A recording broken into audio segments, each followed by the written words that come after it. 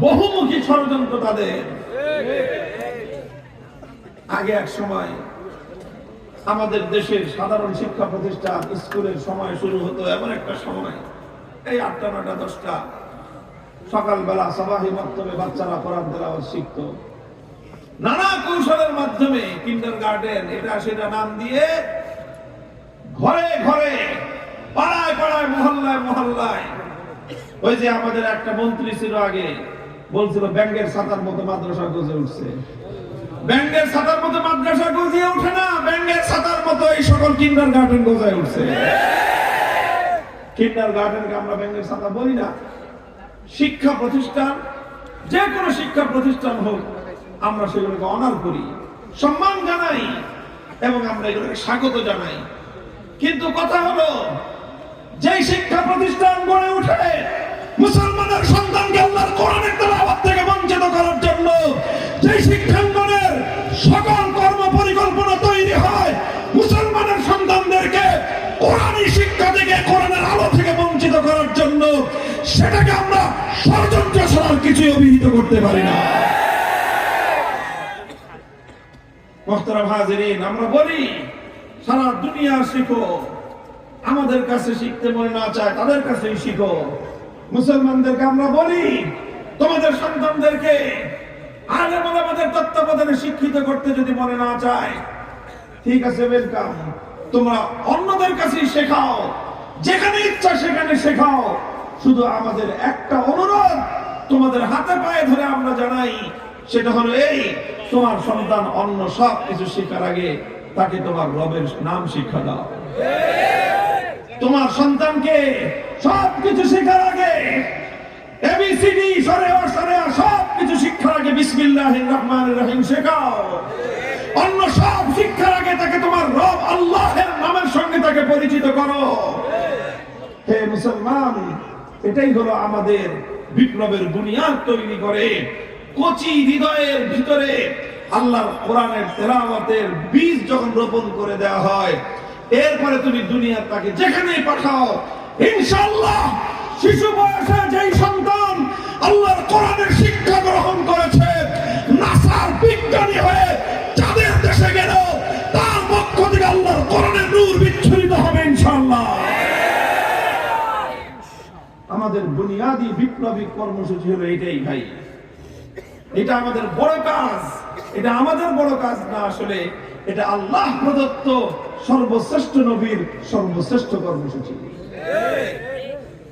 এটা আমি আর আপনি বুঝি না। অনেক সময় আমরা মনে করি এই যে একটা মক্তব চালায় হুজুররা, এই যে হাফিজুর রহমান সিদ্দিকী সব কাম পায় না, এই যে বাচ্চাদেরকে মক্তবে পড়ানোর জন্য ভর্তি করায়, এটা মামুলি মনে করবেন না।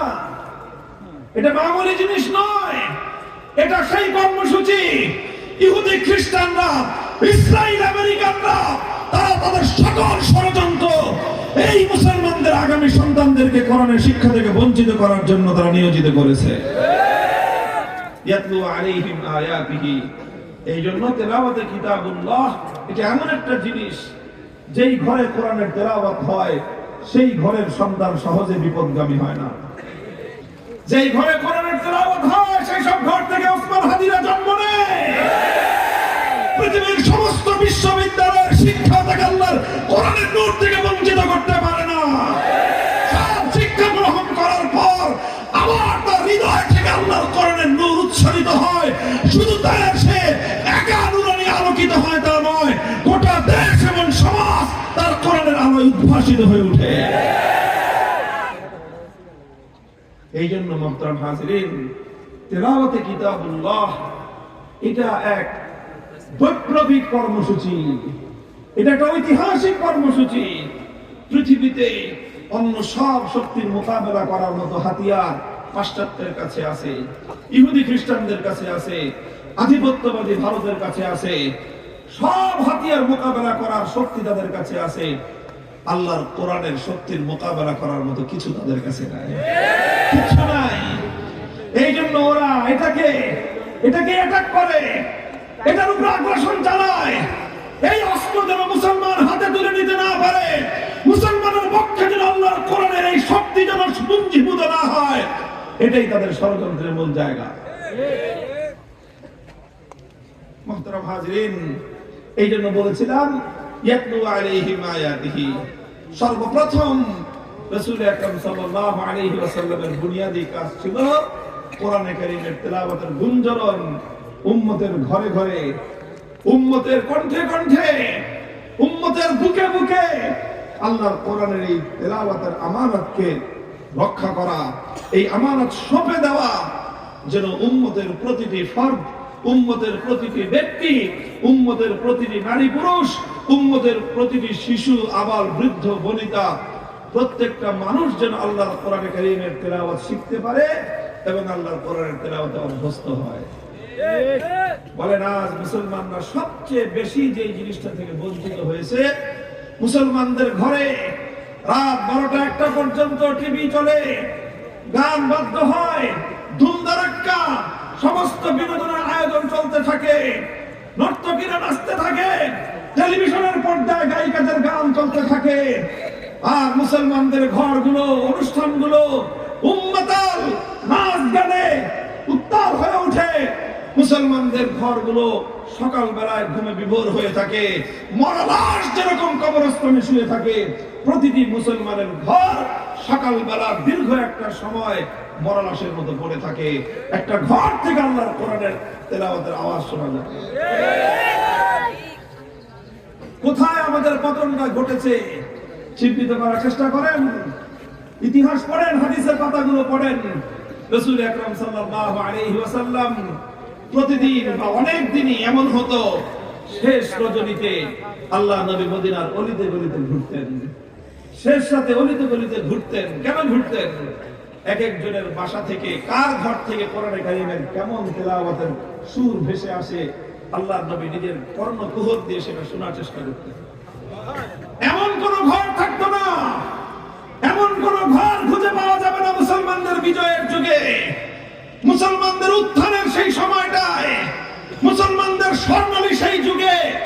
আল্লাহর কসম খেয়ে বলি, মদিনার শহরে এমন একটা ঘর ছিল না যেই ঘরের শেষ রজনীতে সেই ঘরের নারী পুরুষ শিশু নির্বিশেষে প্রত্যেকটা মানুষের কণ্ঠে আল্লাহর কোরআনের তেলাওয়াতের সুমধুর ধ্বনি প্রতিধ্বনিত না হতো, এমন একটা ঘর পাওয়া যাবে না। আর আজ শেষ রাত তো শেষ রাত, শেষ রাতে মুসলমানের ঘর থেকে কোরআনের তেলাওয়াত আওয়াজ শোনা যাবে, এটা 2-4টা মোল্লা মৌলবী ছাড়া তো আর সম্ভবই না। আর 2-4 জন যদি তবলিগ জামাতের সাথী মক্কারি পীর সাহেবের মুরিদান, এই যদি 2-4 জন করে, আর গোটা সমাজ রাত 2টো পর্যন্ত প্রত্যেকটা ঘর থেকে আপনি নাচ গান আওয়াজ পাবেন, ধুমধারাক্কা বাজনার ধ্বনি পাবেন, কিন্তু এমন ঘর খুব কম পাবেন যেই ঘর থেকে বৃষ্টিবিহীন সুরে কোরআনের তেলাওয়াত ভেসে আসে। বলেন কথা ঠিক না বেঠিক? আপনারা শুরু করেন, শুরু করেন। আমরা গ্যারান্টি দিয়ে বলতে পারি, যেই ঘরের মা বাবা প্রতিদিন নিজের ঘরে কোরআনের তেলাওয়াত করবেন, সেই ঘরের কোন সন্তান ইনশাআল্লাহ বিপদগামী হবে না, সেই ঘরের সন্তানরা মাদকাসক্ত হবে না, সেই ঘরের সন্তানরা সন্ত্রাসী হবে না, সেই ঘরের সন্তানরা অন্ধকার পথের যাত্রী হবে না। সেই ঘর থেকে ইনশাআল্লাহ শরীফ ওসমান হাদির জন্ম হবে। কোরআনের তেলাওয়াতকে জাগ্রত করেন, সমাজ বদলে যাবে ইনশাআল্লাহ। ইয়াতলু আলাইহিম আয়াতিহি ওয়া ইউআল্লিমুহুমুল কিতাব। আল্লাহর পয়গম্বরের 2 নম্বর কর্মসূচি ছিল কি? তালিমে কিতাব। 1 নম্বর ছিল তেলাওয়াতে কিতাব, 2 নম্বর ছিল তালিমে কিতাব। তালিমে কিতাব মানে কি? মানে হলো তেলাওয়াত তো করবে কম্পালসারি, প্রত্যেকেই, এভরিওয়ান। তেলাওয়াতে কিতাবুল্লাহ থেকে এক মুসলমানও বঞ্চিত হবে না। 100% মুসলমান 100% কোরআনের তেলাওয়াতকারী হবে। কথা পরিষ্কার? ছেলে হোক মেয়ে হোক, ছেলে হোক মেয়ে হোক। আরে ভাই, ওলামায়ে কেরাম কি করবে বলেন?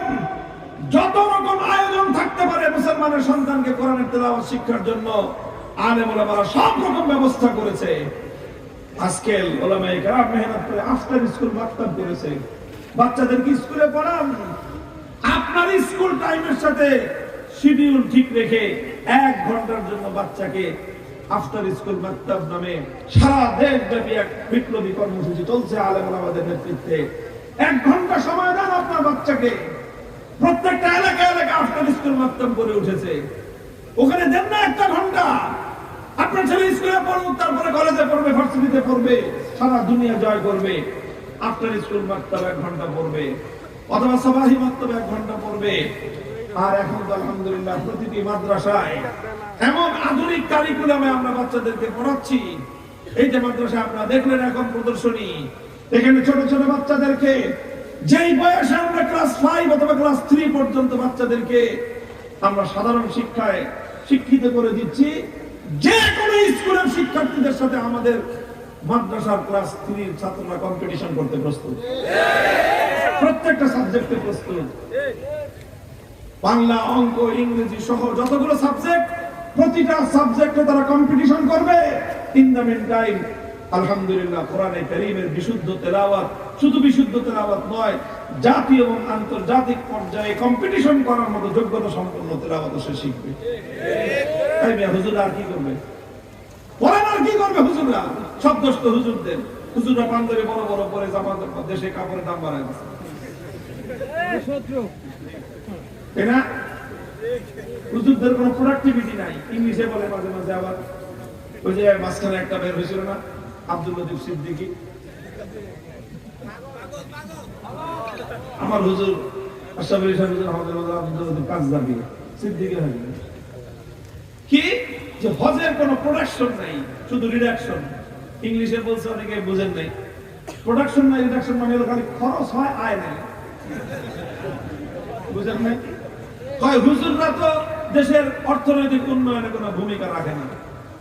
উন্নয়ন কাকে বলা হয়, উন্নয়ন কাকে বলা হয় এবং উন্নয়ন কিভাবে হয়, তার যদি সত্যিকার আলোচনা করতে বসি, ঘন্টার পর ঘন্টা আলোচনা দ্বারা আমরা সাব্যস্ত করে দিতে পারবো তোমাদের লজিক, তোমাদের যুক্তি এবং তোমাদের জ্ঞান বিজ্ঞানের আলোকে যে আলেম ওলামারা এই দেশের, এই সমাজের অর্থনৈতিক উন্নয়নে যে ভূমিকা তারা পালন করতেছে, যদিও প্রত্যক্ষ নয় তবে পরোক্ষভাবে তাদের যে ভূমিকাটা সমাজের অন্য কোন শ্রেণী এবং পেশার মানুষের এই কন্ট্রিবিউশন নাই। যাই হোক, তেলাওয়াতে কিতাব বাচ্চাদেরকে, প্রত্যেক ব্যক্তি, মুসলমানদের মধ্যে এক ব্যক্তিও থাকবে না যে কোরআনে কারীমের তেলাওয়াত করতে পারে না। মুসলমানদের জাতীয় শিক্ষা ব্যবস্থা এমন হতে হবে, মুসলিম